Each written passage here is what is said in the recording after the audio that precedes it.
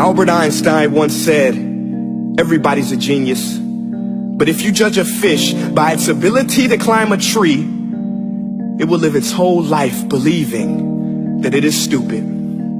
Ladies and gentlemen of the jury, today on trial we have modern day schooling. Glad you could come. Not only does he make fish climb trees, but also makes them climb down and do a 10-mile run. Tell me, school, are you proud of the things you've done? Turning millions of people into robots, do you find that fun? Do you realize how many kids relate to that fish swimming upstream in class, never finding their gifts, thinking they are stupid, believing they are useless? Well, the time has come, no more excuses. I call school to the stand and accuse him of killing creativity, individuality, and being intellectually abusive. He's an ancient institution that has outlived his usage.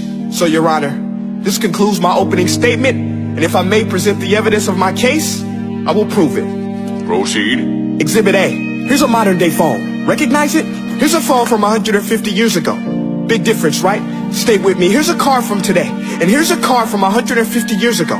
Big difference, right? Well, get this. Here's a classroom of today, and here's a class we used 150 years ago. Now ain't that a shame? In literally more than a century, nothing has changed. Yet you claim to prepare students for the future? But with evidence like that, I must ask, do you prepare students for the future or the past? I did a background check on you and let the record show that you were made to train people to work in factories, which explains why you put students in straight rows, nice and neat, tell them sit still, raise your hand if you want to speak, give them a short break to eat, and for 8 hours a day tell them what to think. Oh, and make them compete to get an A letter which determines product quality, hence grade A of meat.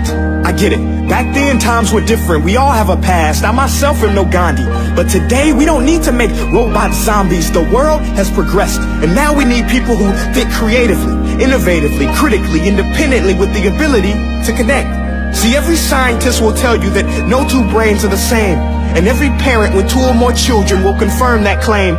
So please explain why you treat students like cookie cutter frames or snapback hats, giving them this one-size-fits-all crap. Watch your language. Sorry, Your Honor, but if a doctor prescribed the exact same medicine to all of his patients, the results will be tragic. So many people would get sick, yet when it comes to school, this is exactly what happens. This educational malpractice, where one teacher stands in front of 20 kids, each one having different strengths, different needs, different gifts, different dreams, and you teach the same thing the same way? That's horrific. Ladies and gentlemen, the defendant should not be acquitted. This may be one of the worst criminal offenses ever to be committed.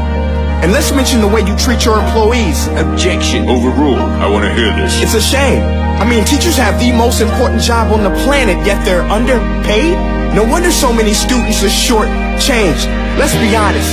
Teachers should earn just as much as doctors, because a doctor can do heart surgery and save the life of a kid. But a great teacher can reach the heart of that kid and allow him to truly live. See, teachers are heroes that often get blamed, but they're not the problem. They work in a system without many options or rights. Curriculums are created by policymakers, most of which have never taught a day in their life. Just obsessed with standardized tests. They think bubbling in a multiple choice question will determine success. That's outlandish. In fact, these tests are too cruel to be used and should be abandoned, but don't take my word for it. Take Frederick J. Kelly, the man who invented standardized testing, who said, and I quote, "These tests are too cruel to be used and should be abandoned." Ladies and gentlemen of the jury, if we continue down this road, the results will be lethal. I don't have much faith in school, but I do have faith in people. And if we can customize healthcare, cars, and Facebook pages, then it is our duty to do the same for education, to upgrade it, change it, do away with school spirit, because that's useless. Unless we're working to bring the spirit out of each and every student, that should be our task. No more Common Core. Instead, let's reach the core of every heart in every class. Sure, math is important, but no more than art or dance. Let's give every gift an equal chance. I know this sounds like a dream, but countries like Finland are doing impressive things. They have shorter school days, teachers make a decent wage, homework is non-existent, and they focus on collaboration instead of competition. But here's the kicker, boys and girls. Their educational system outperforms every other country in the world. Other places like Singapore are succeeding rapidly. Schools like Montessori, programs like Khan Academy. There is no single solution, but let's get moving. Because while students may be 20% of our population, they are 100% of our future. So let's attend to their dreams, and there's no telling what we can achieve. This is a world in which I believe, a world where fish are no longer forced to climb trees. I rest my case.